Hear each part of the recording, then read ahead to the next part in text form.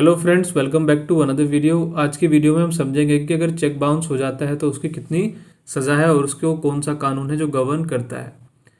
देखिए, cheque bounce आखिरकार ये क्या होता है। जब आप किसी को चेक देते हैं और वो इंसान उसे बैंक में डालता है लेकिन बैंक पैसे देने से मना कर दे तो उसे चेक बाउंस कहते हैं।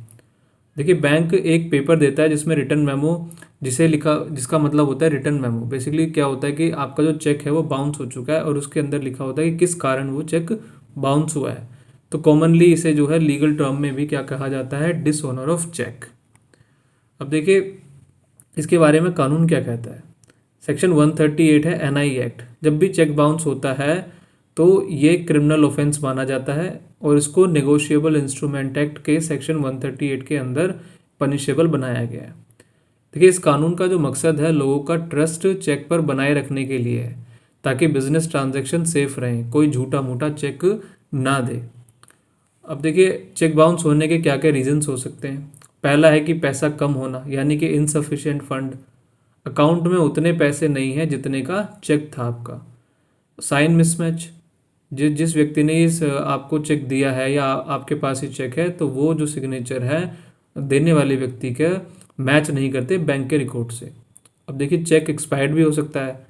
जो डेट उसके ऊपर है वो 3 महीने से ज़्यादा हो चुकी है। पहले के टाइम पे 6 महीने हुआ करता था, लेकिन अब क्या है, वो 3 महीने है। देखिए, सबसे पहला स्टेप क्या है जब चेक बाउंस हो जाता है तो रिटर्न मेमो।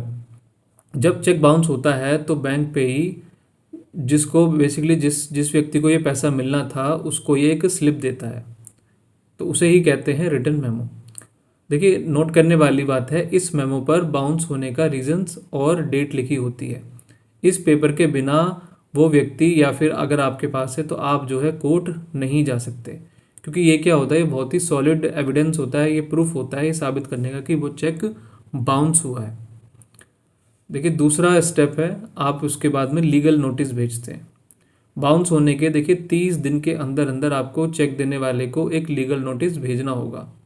नोटिस में ये लिखना होता है कि भाई 15 दिन का आपको मैं समय दे रहा हूँ, आप मुझे मेरी पेमेंट कर दीजिए। अगर वो 15 दिन में पैसे दे दे तो फिर आपको कुछ करने की ज़रूरत नहीं है, तब तो केस ही ख़त्म है। लेकिन अगर नहीं ऐसा करता है तब उसके लिए दिक्कतें हो जाती हैं। देखिए, तीसरी बात है 15 दिनों का इंतज़ार। लीगल नोटिस मिलने के बाद सामने वाली पार्टी को उसके पास में आपने 15 दिन का वक्त उसे दिया है पेमेंट करने के लिए। कानून देखिए सामने वाले को एक मौका देता है अपनी मिस्टेक सुधारने का। अगर वो इन 15 दिनों में पेमेंट कर देता है तो आप उस पर सेक्शन 138 का केस नहीं कर सकते, और फिर अगर नहीं वो करता है तो आप केस कर सकते हैं। अब देखिए, सिचुएशन है कि कोर्ट में केस फाइल करना है, इसका मतलब ये है कि उसने पेमेंट नहीं की। अगर 15 दिन बीतने पर भी पैसे नहीं मिले तो अगले 30 दिनों के अंदर आपको कोर्ट में कंप्लेंट फाइल करनी होगी। आपको ये केस उस सिटी के मजिस्ट्रेट कोर्ट में फाइल करना होता है जहां आपने चेक बैंक में डाला था, और ध्यान रखना है कि जहां पे आपका बैंक अकाउंट है जिस ब्रांच के अंदर वहां पे जाएगा। देखिए, सज़ा क्या है इसके अंदर, जेल की सज़ा है। 2 साल तक की इसके अंदर जेल हो सकती है। चेक बाउंस होने पर कोर्ट दोषी को 2 साल तक की जेल की सज़ा सुना सकता है। यह एक सीरियस क्रिमिनल रिकॉर्ड होता है जो आपके करियर और फ्यूचर को खराब कर सकता है। देखिए, दूसरी बात, भारी जुर्माना देना होता है, डबल दी अमाउंट। इसका मतलब है कोर्ट जो दोषी व्यक्ति होता है उस पर चेक अमाउंट का डबल तक फाइन कर सकता है। फॉर एग्जांपल, अगर 5 लाख का चेक बाउंस हुआ तो कोर्ट 10 लाख तक का फाइन लगा सकता है और साथ में आपको सज़ा दे सकता है। जेल और फाइन दोनों मोस्टली यही होता है, जेल भी होती है और आपको फाइन भी देना होता है। 99% केसेस के अंदर यही होता है। तो क्या कहते हैं कि क्या कोर्ट ऐसा हो सकता है? बिल्कुल हो सकता है। जज केस की सीरियसनेस देखकर ये डिसाइड करते हैं कि सज़ा क्या होगी। अक्सर कोर्ट जेल के साथ साथ फाइन भी लगाता है ताकि विक्टिम को उसका जो है पैसा मिल सके। तो जो मेरा एक्सपीरियंस है, मैंने हमेशा ही जो देखा है, मतलब बहुत रेयर ही ऐसा हो सकता है कि किसी केस में ना मिली हो सज़ा, नहीं तो सज़ा तो मिलती है, फाइन तो 100% होता है।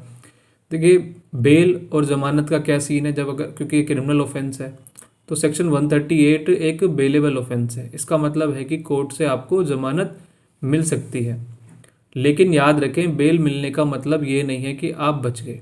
आपको कोर्ट के चक्कर लगाने पड़ेंगे और केस लड़ना पड़ेगा। अगर आप नहीं आएंगे तो कोर्ट तुरंत आपके अरेस्ट के वारंट इशू कर देगा। देखिए एक एग्जाम्पल से समझते हैं। कैरेक्टर ए, राहुल राहुल ने अमित से बिजनेस के लिए 2 लाख रुपए उधार लिए हैं। कैरेक्टर बी है अमित, अमित ने राहुल की हेल्प की और बदले में राहुल ने अमित को एक चेक दे दिया। अब देखिए स्टोरी जो है ऐसी रहेगी।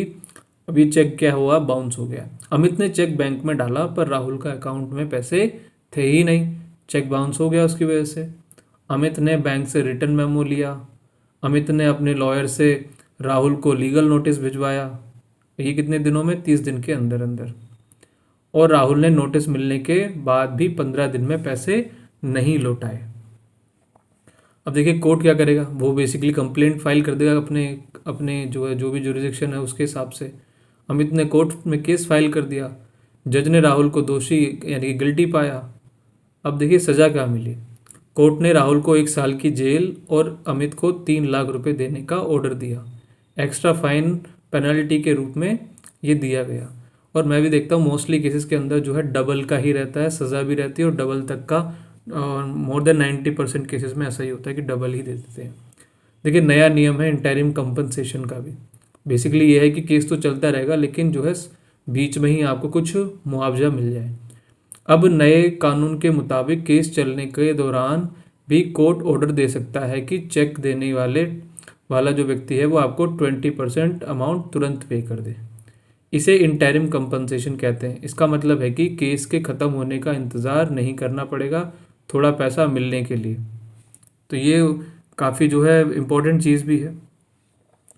अब देखिए बचाव क्या, डिफेंस कैसे करें अगर आपके ऊपर ये चेक बाउंस का केस लगा हुआ है। तो अगर आपके ऊपर ये झूठा केस हुआ है तो आप ये पॉइंट्स यूज़ कर सकते हैं, जैसे कि चेक गुम हो गया, लॉस्ट हो गया था और आपने पहले ही बैंक को स्टॉप पेमेंट बोला था। दूसरा सिक्योरिटी चेक दिया था लेकिन इसमें प्रूफ करना मुश्किल होता है, तो सिक्योरिटी चेक का तो वैसे भी जो कोर्ट मानती नहीं है, बट फिर भी हो सकता है कि आपने उसकी पेमेंट कर दी हो, है ना, तब तो चल जाएगा। आपने कोई उधार लिया ही नहीं तो आप कह सकते हैं कि मेरी कोई लाइबिलिटी नहीं है, तो मेरा कैसे बनता है इसको देना। फिर कंक्लूजन क्या है, देखिए हमेशा टाइमिंग का ध्यान रखें। 30 दिन नोटिस, 15 दिन का आपको वेट करना है और उसके 30 दिन के बाद में केस। तो पहले जब ये चेक बाउंस हो जाएगा तो 30 दिन के अंदर आप नोटिस भेजेंगे और जैसे उसको नोटिस मिल जाता है उसको आप 15 दिन का वेट करेंगे और उसके बाद जब 15 दिन ख़त्म हो जाते हैं तब आपको 30 दिन के अंदर अंदर केस फाइल करना होता है। कोशिश करें कि सेटलमेंट हो जाए क्योंकि कोर्ट केस सालों साल चलता है। लॉ की जानकारी देखिए आपका सबसे बड़ा हथियार होता है।